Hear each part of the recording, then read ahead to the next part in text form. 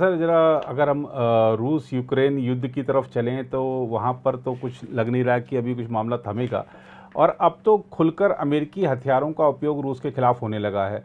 आखिर किस दिशा में जा रहा है युद्ध? और हाल ही में यूक्रेनी राष्ट्रपति की G7 शिखर सम्मेलन के दौरान भारतीय प्रधानमंत्री से भी मुलाकात हुई थी। भारत कह चुका है कि यह युद्ध का समय नहीं है, लेकिन क्या आपको लगता है कि इस युद्ध का विराम करवाने में भारत कोई भूमिका निभा सकता है?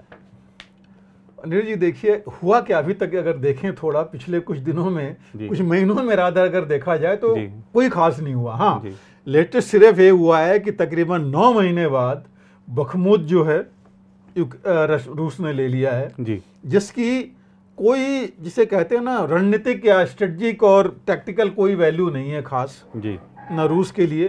हाँ, यूक्रेन के लिए तो है, जो भी जा रहा है उसका हिस्सा वो जा रहा है, जबकि यूक्रेन ने अभी भी क्या है कि हम अभी एक कोना अभी लेके साउथ वेस्टर्न कोना लेके रखे हुए हैं, बट उसका कोई मतलब नहीं है जी। वैगनर ग्रुप ने ऑलरेडी बोल दिया कि हम हैंडओवर करना उन्होंने कल से शुरू कर दिया रूस को जी। जो ये एरिया है बखमुत का, रूस के लिए सिर्फ ये है कि वो कहते हैं थोड़ी सी इज्जत वाली बात कि हाँ, हम इतने महीनों बाद इतनी ज़्यादा जितनी कैजुअलिटी दोनों की हुई हैं जी, जितना लॉस हुआ है मैन पावर से लेके इक्विपमेंट का, ये इतनी इस लड़ाई में बखमुत की लड़ाई में नहीं होना चाहिए था जी। जो मैं स्ट्रेटजिक और टैक्टिकल वैल्यू लेके कह रहा हूँ जो इलाके की है। रूस के लिए सिर्फ इतना है कि ठीक है, अपना क्रीमिया के लिए थोड़ा सा उसने फ्लैंक अपना मजबूत कर लिया वहाँ से, और इससे ज़्यादा इसकी कोई खास वैल्यू उसके लिए नहीं है। इससे ज़्यादा वैल्यू होती बाकी इलाके जो ज़्यादा खार्किव या खेरसन वगैरह में जो होता, या नेप्रो रिवर के आसपास अगर कुछ होता। दूसरी जो चीज़ हुई है वहाँ पर वो ही है जो इनके बेलगोरोड में जो रशिया के अंदर कुछ ग्रुप्स चले गए थे, 2 आपको पता ही है। ये जो 2 ग्रुप गए वहाँ कह तो रहे हैं कि एंटी रशिया ग्रुप रशिया के थे, लेकिन डेफिनेटली ये उधर से ही आए हैं, यूक्रेन ने ही बनाया है कि भाई यही एक तरीका है जो मिलिटेंट्स या टेररिस्ट या जो बोलें ग्रुप बना करके कि ये with in Russia anti Russia है, एंटी पुतिन है जी, तो इसी से अंदर कुछ कर सकते हैं, अदरवाइज अंदर वो कुछ डायरेक्टली कर नहीं सकते इस लड़ाई में। और उन ग्रुप्स में को भी इन्होंने, रशिया ने तो बोला कि अमेरिका के मदद से और अमेरिका के शय पर आए हैं, उन्होंने कहा कि आगे से होगा तो हम इसका बहुत बड़ा अंजाम होगा। उन्होंने ये भी बोला कि इसमें 70 लोगों को कब उन्होंने मार गिराया है, और बाकी ये वापस चले गए हैं, और एक ग्रुप वापस चले भी गए हैं क्योंकि ग्रुप ने बोला है कि हम फिर आएंगे, वो है। लेकिन कोई बहुत बड़ी बात नहीं है, ये चीज़ इतने साल की लड़ाई में ये भी चीज़ चली। दूसरा, बेलग्रोड के बाद अगर आप देखें तो डोनेट्स्क और लुहांस्क में देखिए क्रीमिया की तरफ एट्रिशन चल रहा है, कोई चीज़ वहाँ पर खास हो नहीं रही है जी, कहीं कुछ बढ़ नहीं रहा है। कहा जाए कोई ब्लैक सी में हुआ था कि रशिया ने बोला कि कुछ बोट्स इसकी आ रही थी यूक्रेन की, उनकी एक शिप के ऊपर अटैक करने के लिए, जिसको उन्होंने डिस्ट्रॉय कर दिया जी। उसके अलावा आप अगर देखें तो अमेरिका 3 महीने पहले तक बिदेन ने कह रहे थे कि यूक्रेन को F-16 की जरूरत नहीं है जी, अभी वो कह रहे हैं कि F-16 हम देंगे।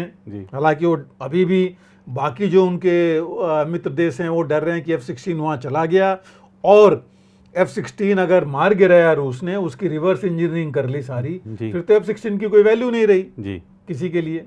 तो एक वो चीज़ उसमें चली रही है। और जो दूसरी चीज़ जो हुई है, F-7 की मीटिंग में उन्होंने कुछ और सैंक्शंस लगाए हैं जी, तो ये सैंक्शंस तो 17 महीने हो गए सैंक्शंस चल रहे हैं, उससे पहले से भी चल रहे हैं, कोई असर तो खास सैंक्शंस का दिख नहीं रहा है, लड़ाई चलती जा रही है। तो कुल मिलाकर के हुआ कुछ नहीं है, लेकिन हुआ ये है यूक्रेन का नुकसान होता जा रहा है जी। ऐसा नहीं कि रशिया का कुछ नहीं हो रहा है, रूस का भी हो रहा है जी, रूस का भी नुकसान हो रहा है, रूस भी पिछड़ रहा है। वर्ल्ड स्टेज में देखा जाए तो रूस थोड़ा पीछे ही हो रहा है जी, क्योंकि देश भी बढ़ गए हैं अब ये देख करके इतनी ज़्यादा। दूसरी जो न्यूज़ आप देख रहे हैं, पूरी लड़ाई अगर टिकी है आर्टिलरी के ऊपर, गन्स के फायरिंग पर, मिसाइल्स के फायरिंग पर और एयर के ऊपर, तो एक और जो वो है यूक्रेन का एम ये है कि 4-5 जगह पर फ्रंट खोल दो, कि रशिया उतनी जगहों पर डिसिपेट हो जाए, मतलब एक जगह फोर्स अपनी कॉन्सेंट्रेट नहीं कर पाए जी। और जबकि एक बहुत बड़ा रूल है लड़ाई का कॉन्सेंट्रेशन ऑफ फोर्स, तभी आप निकल पाएंगे। और जबकि बखमूत में बहुत पहले आप देखिए, हम लोगों बात कर रहे थे 2-3 महीने पहले अपना इंग्लैंड MI6 ने, मिलिट्री इंटेलिजेंस यूके ने बोल दिया था कि बखमूत जो है अब हाथ से निकल जाएगा, रहेगा नहीं। फिर भी और वो लोग एडवाइस भी कर रहे थे जेलेंस्की को कि भाई इसको छोड़ दो और अपनी फोर्स को एक जगह कहीं और कॉन्सेंट्रेट करके और रशिया के अगेंस्ट करो जी। लेकिन वो कह रहे थे हम लोग की मूंछों की लड़ाई पड़ गई थी, इसलिए इन्होंने किया नहीं और अल्टीमेटली अभी इनको वापस तो आना ही पड़ा वहां से, नुकसान बहुत हुआ जी। अगर ये कह रहे हैं कि 20,000 सिर्फ इसमें मारे गए और रशिया के, तो इनके भी तो कम नहीं हुए होंगे वहां पर। और इसको कैप्चर में रशियन ट्रूप्स तो थे नहीं ज्यादा जी, मैक्सिमम तो वैगनर ग्रुप था जी। तो वैगनर ग्रुप के जो भी हों, और वैगनर ग्रुप ने इनके भी मारे हैं। कल ही देखिए वो कह रहे हैं कि एक अमेरिकन कोई एक सर्विसमैन की डेथ हुई है जिसकी बॉडी उन्होंने अभी हैंडओवर की है। और यहीं से बखमूत से 107 जो इनके प्रिजनर्स थे यूक्रेन के, वो वापस हुए हैं। तो मतलब उस हिसाब से देखा जाए तो हुआ कुछ नहीं है, नुकसान ही नुकसान हो रहा है इसमें जी। तो ये एक मेन चीज है। और दूसरी जो चीज हुई है पिछले कुछ दिनों में, इतने नाम करके पैट्रियट मिसाइल का इतना ज्यादा नाम था अमेरिका का, आप देखिए वो आई, एक पैट्रियट मिसाइल डाउन कर दी रशिया ने जी। उसके बाद कोई नाम ही नहीं ले रहा है पैट्रियट मिसाइल का, ना ये भी नहीं पता लग रहा है कि दोबारा इस्तेमाल हो रही है कि नहीं हो रही है जी जी। तीसरी चीज आई थी स्टॉर्म शैडो मिसाइल जी, जो इंग्लैंड की तरफ से आई थी जी। उसका ही बहुत नाम था, बहुत उससे आई, उसमें से भी एक को मार गिराया रूस ने। उसके बाद उसके बारे में भी कोई ऐसी न्यूज नहीं आ रही है जी। तो सबसे बड़ी चीज है कि अमेरिकन इंडस्ट्री, अमेरिकन या नाटो इंडस्ट्री तो टेस्ट तो कर रहे हैं, डर भी रहे हैं कि जो जाएंगे अगर वो रिवर्स इंजीनियरिंग करके वो हो गया, और ऐसे अगर इनके जो ये पैट्रियट और स्टॉर्म शैडो जिसको ये बहुत बड़ी मिसाइल्स मानते थे, वो अगर डिस्ट्रॉय कर दे रहा है रूस, तो वैल्यू तो रूस की बढ़ रही है, रूस के वेपन्स की बढ़ेगी। कि बाहर के देश जो इससे डरते थे वो कहेंगे वो तो कुछ नहीं है, तो इनका भी काट है जी। तो एक ये भी चीज जो नई चीज आ रही है, जो नाटो को और अमेरिका को सताया जा रही है जी, कि भाई अगर हम नए नए अपने लाए हैं, उनका काट आ जाएगा तो मुश्किल तो हमारी है बिल्कुल। तो एक ये चीज है, ये सब चीजें जो हुए हैं। और दूसरा जो है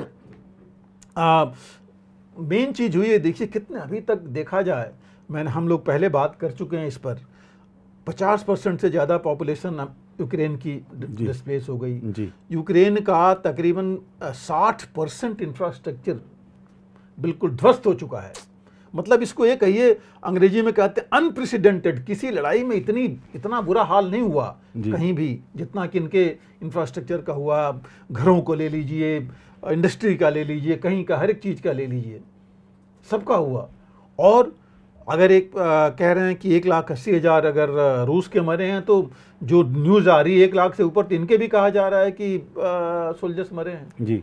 तो फिर मतलब है क्या किस चीज के लिए लड़ रहे हैं, किस चीज के लिए चले जा रहे हैं, सबसे बड़ी ये चीज है। दूसरी चीज, अब ये लड़ाई ऐसी जगह पर आ गई, कोई आगे बढ़ के कोई, आप देखिए पूरे G7 ने हर जगह ये बोला हम जब तक लड़ाई चलेगी तब तक साथ में है जी। लेकिन कोई शांति की बात ही नहीं किया है, ना नाटो, ना यूक्रेन, ना अमेरिका और ना G7, ना कोई जितने देश में गए हैं, किसी ने ये बात नहीं कही कि हम मिल बैठ करके बात करें, शांति की बात करें जी। सही कह रहे हैं। अब ये किसके लिए हो रहा है? नुकसान तो इसमें नाटो का नहीं है, वो तो कह रहे हैं हम आपको लड़ाते रहेंगे, लड़ते रहिए। रशिया कह रहा है हम भी आप देखिए रशिया का स्टेटमेंट था, उनके मेदवेदेव का ही स्टेटमेंट था, और उनके इसने एक और जूनियर डिफेंस में के मिनिस्टर ने भी बोला है कि तो बहुत लंबा चलेगा, सालों तक चलेगा जी। तो मतलब क्या हुआ? आप देखिए दोनों के एम नहीं आ रहे हैं, ना तो रूस का एम अपना अचीव हो रहा है, ना यूक्रेन का अचीव हो रहा है, ना नाटो का कि नाटो मेंबर बनेगा। यूक्रेन ही चाहता था, वो हो नहीं रहा है। सालों साल लड़ाई चलेगी, जब तक चलेगी तब तक ये मेंबर तो बन ही नहीं सकते जी जी। तो ये अगर देखिए तो इसमें बहुत ज़्यादा ये मतलब मैं ये कहूँगा कि जब तक ये बाकी देश जो इनके पीठ के पीछे पड़े हैं, और मैं पहले भी कह रहा हूँ अभी भी ये है कि ये जेलेंस्की के हाथ से लड़ाई निकल चुकी है, कंट्रोल तो इन्हीं के पास है बाहर जी। तो यही है कि ये तो ये चाहते हैं कि इसको खींचते रहो लड़ाई को जब तक ये चलती रहे। तो ये लंबी लड़ाई होने वाली है। एक चीज़ मैं इसमें कोट करना चाहता था कि एक बहुत पहले इनके वो थे नाटो के ही थे एक फाउंडर मेंबर, जिन्होंने कहा था कि एम था इनका, लॉर्ड इसमें नाम था उनका, उन्होंने कहा था कि नाटो का एम है, फर्स्ट सेक्रेटरी जनरल थे, उनका कहना था कि नाटो का एम है to keep Americans in, Germans down, because Germany Europe में सबसे आगे बढ़ रही थी, इंग्लैंड और फ्रांस से सबसे आगे था, एंड रशियंस आउट। वही एम लेके चल रहे हैं और वही एम ये अचीव करना चाहते हैं कि नाटो भी नीचे रहे, हर जगह यूएस आगे रहे, जो नाटो नहीं समझ रहा। अब शायद नाटो के भी समझ में ये बात आ रही है।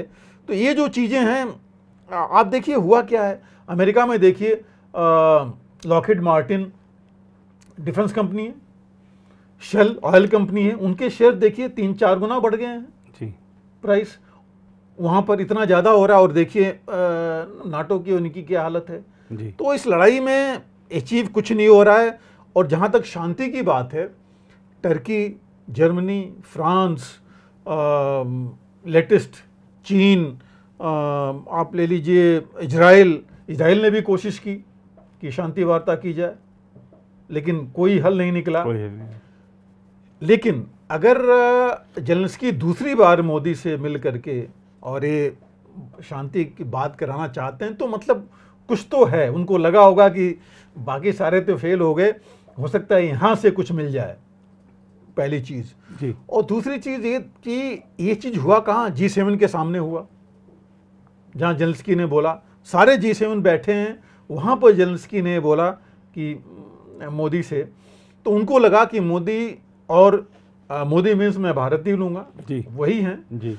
और पर्सनल इक्वेशन उनका ही है जी, जो बहुत मैटर करता है इंटरनेशनल डिप्लोमेसी में जी। कि पुतिन के साथ जो संबंध है या जो बातचीत, इनफैक्ट मोदी का एक स्टेटमेंट था कि इन्होंने 5-6 बार बात की है इनसे, जेलेंस्की से जी। पुतिन से आप जानते ही हैं कितनी बार बात हुई, और हमारे फॉरेन मिनिस्टर बाकी लोग आए गए, उनके आए, सही बातचीत थी। इसका मतलब उनको कुछ लगा जी कि इसमें भारत या मोदी इसको लेके आगे बढ़ सकते हैं, और उम्मीद तो जगी है।